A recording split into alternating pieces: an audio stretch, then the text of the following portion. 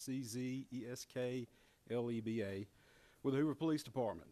Joining me at the podium today will be Hoover Mayor Frank Brocato, spelled B-R-O-C-A-T-O, and Hoover Police Chief Nick Durzis, spelled D-E-R-Z-I-S. You may also hear from Lieutenant Daniel Lowe, spelled L-O-W-E, of the Hoover Police Investigations Division. Mayor Brocato will make a brief opening statement, and then Chief Durzis will read a prepared statement. After Chief's statement is complete, there will be an opportunity to ask a few questions regarding this investigation. Keep in mind that this is still an ongoing investigation, so there may be some questions that we cannot answer. With that, I will turn it over to Mayor Brocato.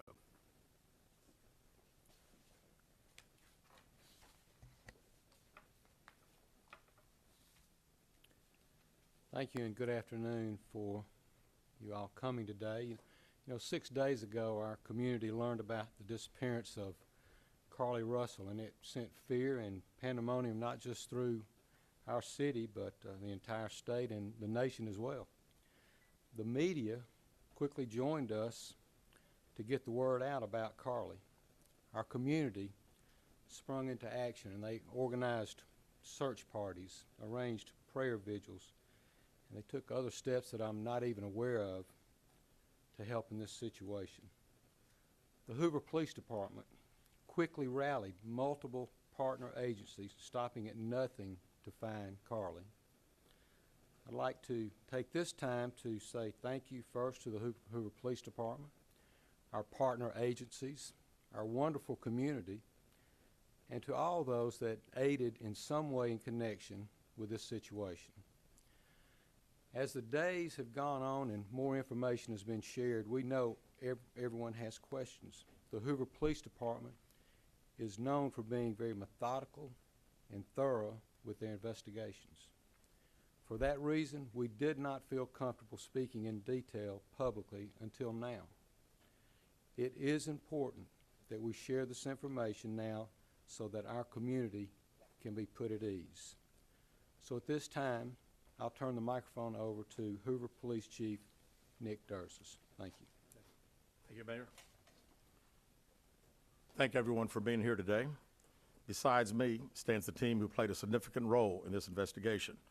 I want to thank our department, members of surrounding local law enforcement agencies, the FBI, Secret Service, United States Marshals, and ALEA for their assistance in this case.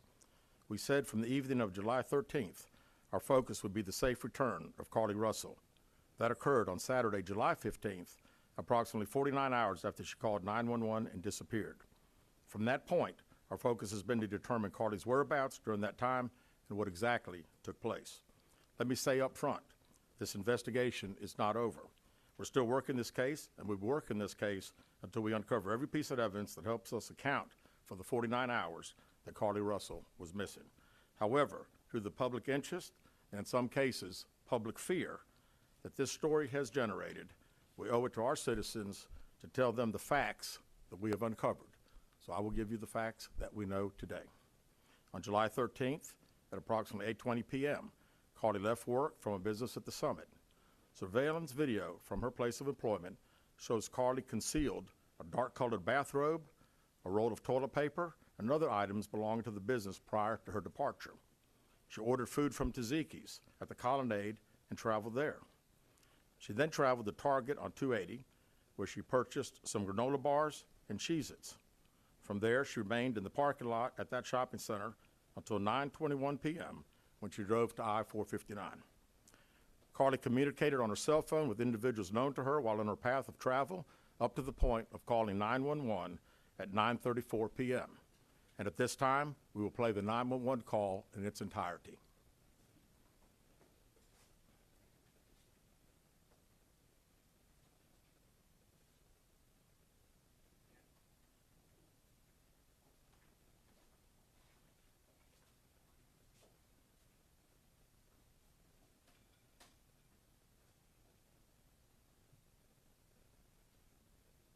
Hi, I am on Interstate 459, and there is a kid just walking by themselves. Oh, hold on. Where on 49 are you?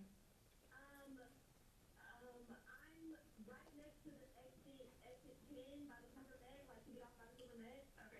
before that exit? Yes. Okay, and were you headed southbound or northbound? Like towards Tuscaloosa or towards 280? Towards Tuscaloosa.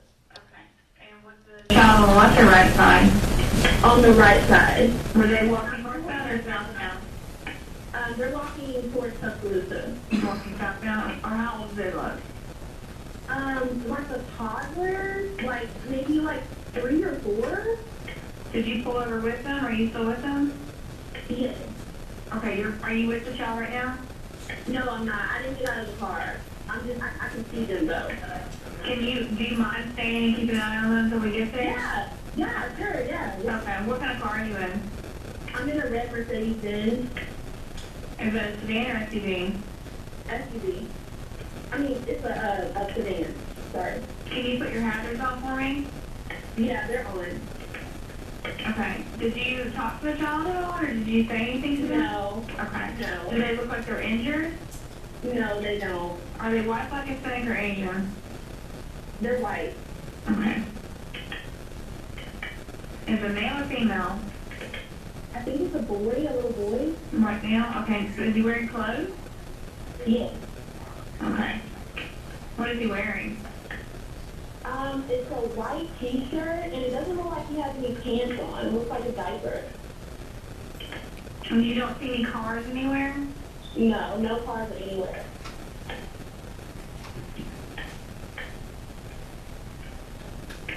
Okay. All right. What's your name? My name is Carlee Russell. And you don't see any injuries on the child from where you're at, correct? No, but I can't really see them that good.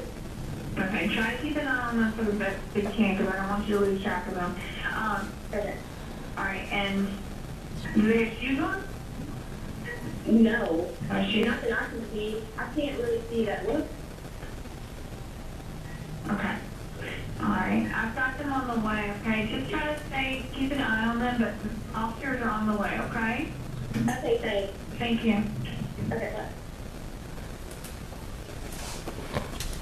Carlee called a relative after speaking with the 911 operator. She went missing during that conversation sometime after 9:36 p.m. Traffic camera footage was obtained which depicted this portion of the incident, and that footage was analyzed as part of the investigation in conjunction with the 911 call and cell phone data to accurately determine the time frame.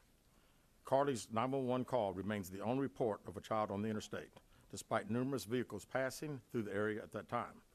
No one has called to report that a child is missing, and the Hoover Police Department did not locate any evidence of a small child walking down the interstate. Data from Carlee's phone, including her Life 360 app, shows that she traveled approximately 600 yards in her vehicle while she was on the phone with 911, stating that she was following a child. 600 yards. That is 6 football fields straight. 600 yards. The Hoover 911 Center received a second call from Carlee's mother stating that a relative was on the phone with her when they heard Carlee scream, and then they had an open phone line. Hoover police officers arrived on the scene within 5 minutes of being dispatched, and several other officers arrived shortly. They located Carlee's wig and cell phone in the grass near the vehicle. Her purse was located in the front seat of her vehicle with her Apple Watch in the purse. The food she ordered for Tzatziki's was also in the car. The items she purchased from Target, as well as the items taken from her place of employment, were not in the vehicle, nor were they located anywhere around the scene. Hoover police deployed all available assets from the point in the search for Carlee. Additional resources were called in to include our own drone unit, crime scene investigators. Numerous detectives responded to the scene. Throughout the day Friday, officers from surrounding local and federal agencies assisted Hoover police in the search for Carlee Russell. Officers returned to the scene on 459 to conduct a thorough line search for evidence. K-9 teams from the Jefferson County Sheriff's Department responded to check for any sign of Carlee, the child that she claimed to see, and anything else that could be considered evidence in this case. Those searches all turned up empty. Private citizens, including search parties, began looking everywhere that they could to find any trace. These searches took place throughout the day Friday and again on Saturday, yielding nothing. At 10:44 p.m. on July 15th, the Hoover 911 center receives a call from Carlee's residence stating that she returned home on foot. In subsequent investigations, detectives obtained surveillance footage of Carlee walking down the sidewalk alone prior to arrival at her residence. She was conscious and speaking with paramedics when she was transported to UAB. Detectives were able to obtain a brief statement from her prior to being treated and released. During the statement, she told detectives that while traveling down the interstate, she saw a baby walking down the side of the road and called 911. She stated when she got out of her vehicle to check on the child, a man came out of the trees and mumbled that he was checking on the baby. She claimed that the man then picked her up and she screamed. She stated he then made her go over a fence. She claims he then forced her into a car, and the next thing she remembers is being in the trailer of an 18-wheeler. She stated that the male was with a female. However, she never saw the female, only hearing her voice. She also told detectives she could hear a baby crying. She told detectives the male had orange hair with a big bald spot on the back. She said she was able to escape the 18-wheeler and fled on foot, only to be captured again and then was put in a car. She claimed she was then blindfolded but was not tied up because the captor said they did not want to leave impressions on her wrists. She said that they took her into a house and made her get undressed. She believes they took pictures of her, but she does not remember them having any physical or sexual contact. She stated the next day she woke up and was fed cheese crackers by the female. She said the woman also played with her hair, but could not remember anything else. At some point, she was put back in a vehicle she claims was able to escape while it was in the West Hoover area. She told detectives she ran through lots of woods until she came out near her residence. During this interview, detectives noted that Carlee had a small injury to her lip, and she claimed that her head was hurting. She also had a tear in her shirt. Detectives also noted that she had $107 cash in her right sock. Out of respect for Carlee and her family, detectives did not press for additional information in this interview and made plans to speak with her in detail after giving her time to rest. Detectives continue analyzing data from Carlee's cell phone that was left behind at the scene. We enlisted the help of the United States Secret Service in conducting this analysis. Part of what data included several internet searches in the days leading up to their disappearance that I think are very relevant to this case. On July 11th at 7:30 a.m., the term, "Do you have to pay for an Amber Alert?" was searched. On July 13th at 1:03 a.m., the day of her disappearance, the term, "How to take money from a register without being caught," was searched. On July 13th at 2:13 a.m., the day of her disappearance, the term Birmingham bus station was searched. On July 13th, 2:35 a.m., a search for a one-way bus ticket from Birmingham to Nashville was conducted with a departure date of July 13th.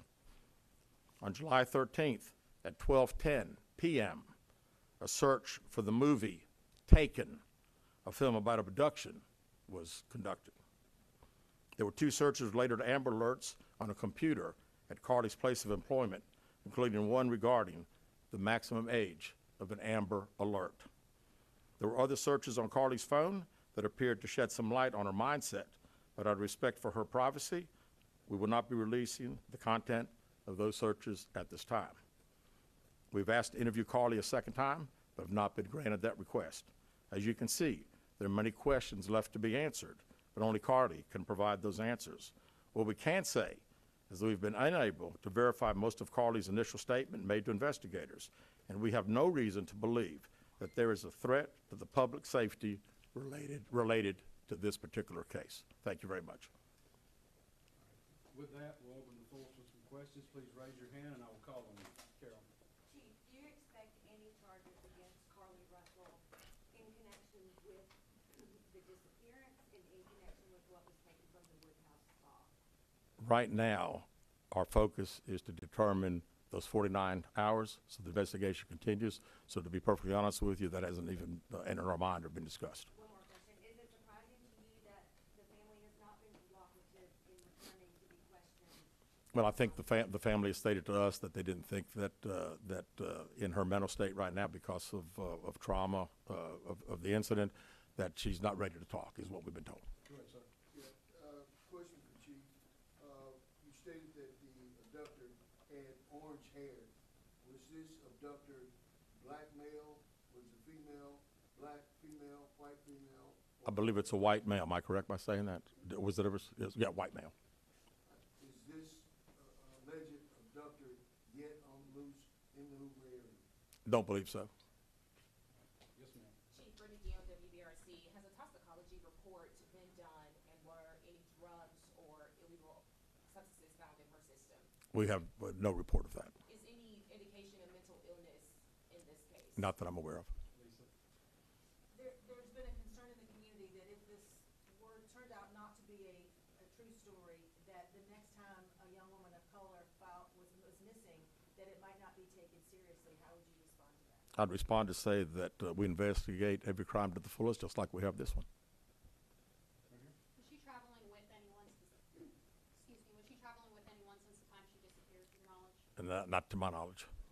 Chief, I know you said you weren't able to verify a lot of aspects of the story. Where do you think she went, and how would you characterize what happened here? You know, that's the $100 question. You know, we pretty much know exactly what took place from the time she left work until she got on the 911 call, and we can see getting out of the car on the interstate from that footage.